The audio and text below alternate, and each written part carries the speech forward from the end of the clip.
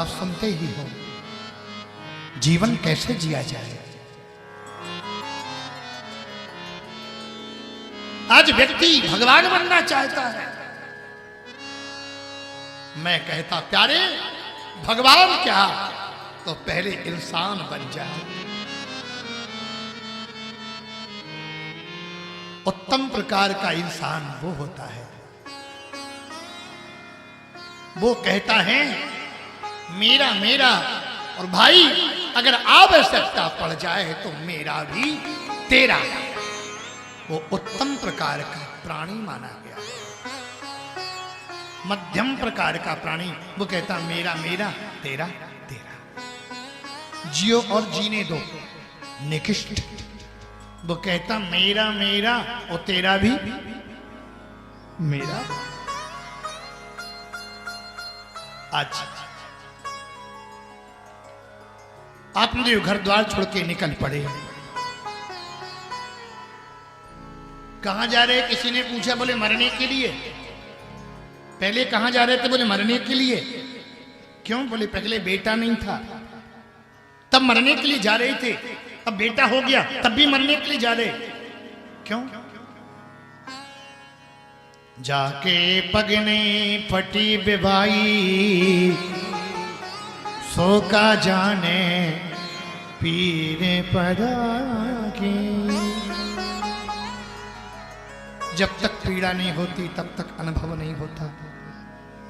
पहले बेटा नहीं था तो बेटा का सुख चाहिए था।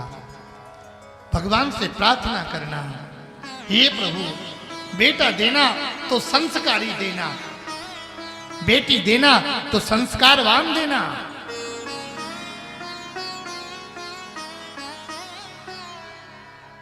आज उनका बेटा समझा रहा तो एक एक बात समझ में आ रही है। आंधी वापस घूम घूम के आ रही है। हाँ, अब कारस बाबा जाने, उनका काम जाने, उनका कार्य है, उनकी भागवत है। हम लोग तो कठपुतली की तरह नाच रहे हैं।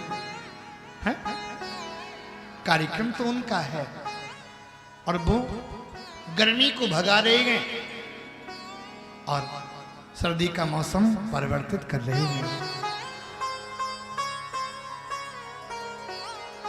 सज्जनों, आज उनका बेटा समझा रहा है, पिताजी इस संसार में कोई सुखी नहीं है, सब दुखी हैं।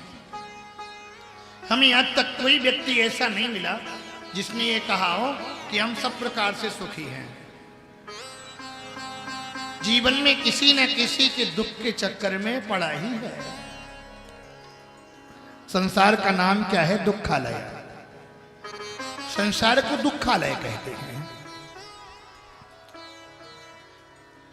एक व्यक्ति फल खरीदने के लिए गया और फल खरीद के जैसे ही आया, गर्मी का सीजन था, कहा पानी में भिगो दो। पानी में डाला तो मिट्टी हो गए। पिता ने कहा कैसे फल लेके आए?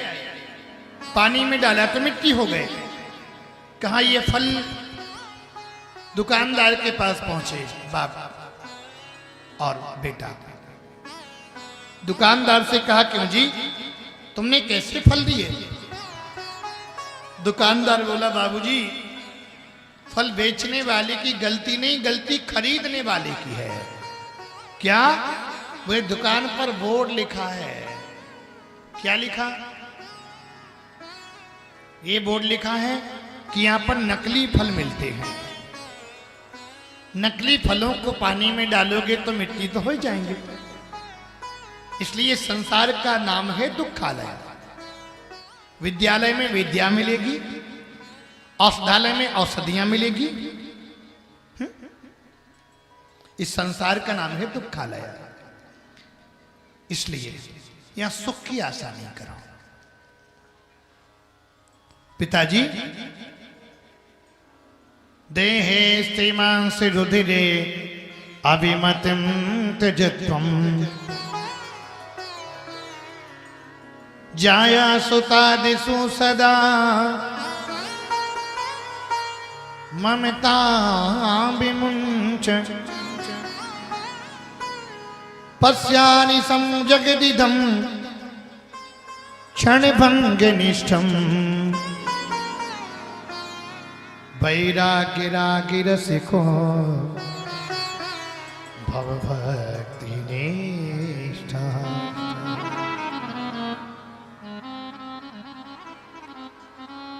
ये हाड़ मांस के शरीर में कैसी आ सकती है?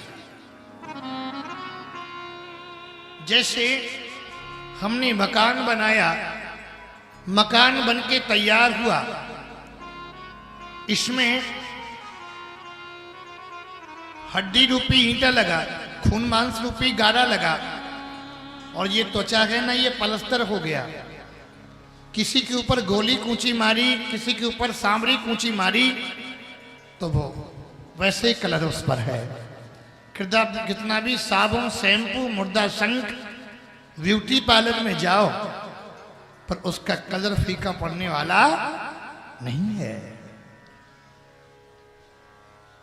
ऐसे हमारा ये घर रहने का, ऐसे ही ये शरीर, आत्मा अलग होती, शरीर अलग होता, और इसमें जीवात्मा आके रहने लगा। अस्ति स्तंभम स्नायुबद्धम मांस सौंडित लेपितम चर्वावनद्धम दुर्गंधम पात्रमो त्रिपुरीशयो। शरीर के अंदर देखो तो वैराग्य हो जाएगा। लोग कहते हैं उसकी आंखें बड़ी सुंदर हैं, आंखें बड़ी प्यारी हैं, कहते ना, कैसी उसकी सुग्गा जैसी आंखें हैं, उसकी हिरण जैसी आंखें हैं।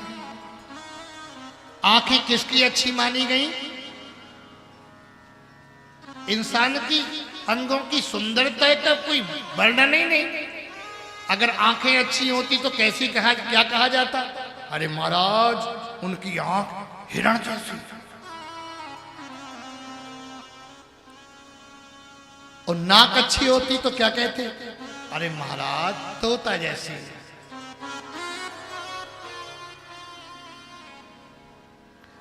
और नाक में से अंदर कुछ निकल आए तो लोग कहते अच्छी, थोड़ा सा साफ कर, कहते ना।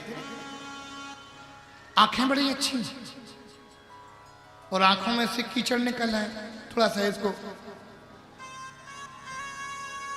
शरीर के अंदर गंदगी गंदगी गंदगी गंदगी,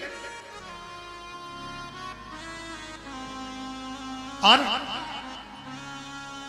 जला दोगे तो राख हो जाएगा,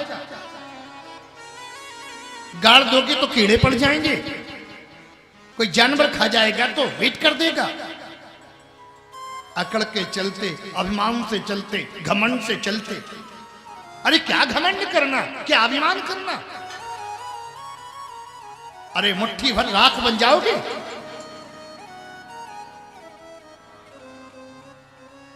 इसलिए पिताजी, शरीर के अंदर दुर्गंध ही दुर्गंध है।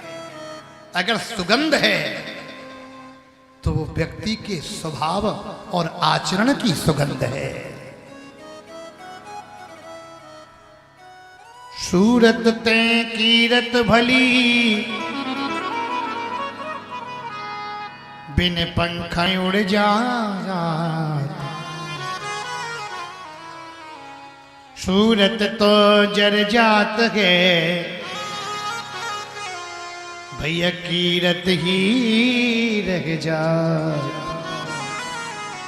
व्यक्ति की कीर्ति रहती है, और जिसकी कीर्ति होती है वो मरने के बाद भी अमर हुआ करता संसार में। क्या तुलसीदास मरे हैं? नहीं। क्या महाराणा प्रताप मरे हैं? नहीं। क्या भगत सिंह मरे हैं? नहीं। जिसकी कीर्ति होती है वो संसार में मरने के बाद भी जीवित हुआ करता है। जब हम आए जगत में, भैया जगत हंसा हम रोए। ऐसी करनी कर चलो कि मैं हासूं जग रो। अच्छा कोई बोले तो लगता ये बोलता ही रहे, ये बोलता ही रहे, हैं? लगता ना।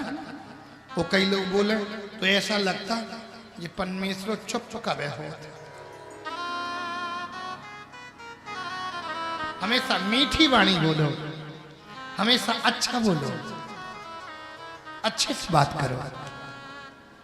मैं सत्य कहता हूं, मुझे आपके गांव का कल्चर, धर्मपुरा के लोगों का व्यवहार, स्वभाव, मुझे आज से ही नहीं कि मैं आज कथा कहने के लिए आया सो कह रहा हूं। पहले कम लोग मिलते थे तो कम लोगों से कहते थे, अब ज्यादा लोग मिले तो ज्यादा लोगों से कह रहे। यहाँ के लोगों का व्यवहार बहुत अच्छा है, यहाँ के लोगों का स्वभाव बहुत अच्छा है, होना चाहिए। पिताजी, शरीर में कैसी आ सकती हाड़ मांस के?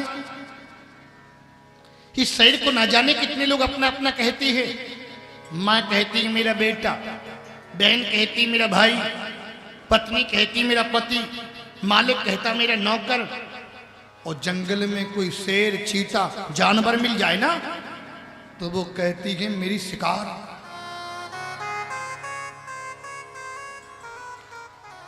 शरीर एक, इसको कहने वाले अनेक। जैसे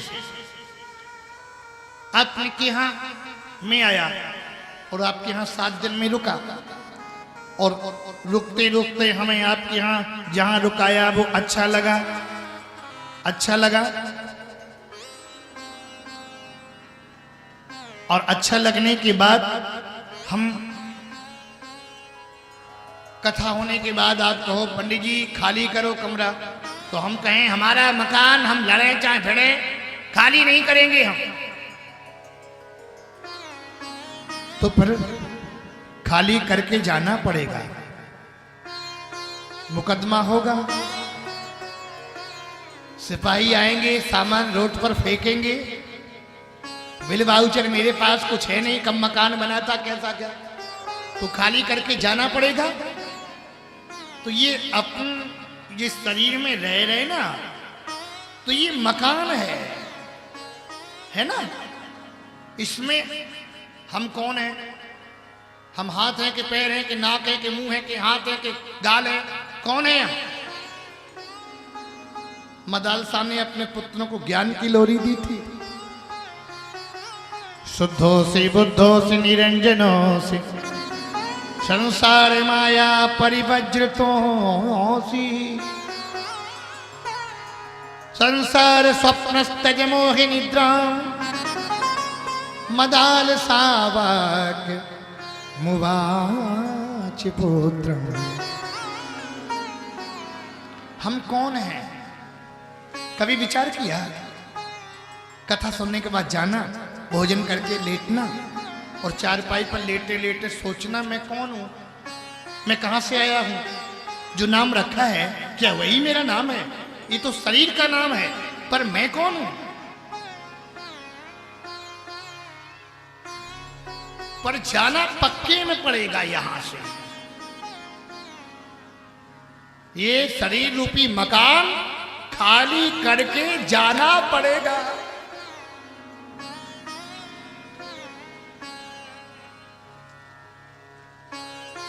जोरदार आंधी आ रही है, पकड़ो भैया, पकड़ लो, थोड़ा पकड़ के खड़े हो जाओ। कारस बाबा सबको पाउडर लगवा रहे हैं।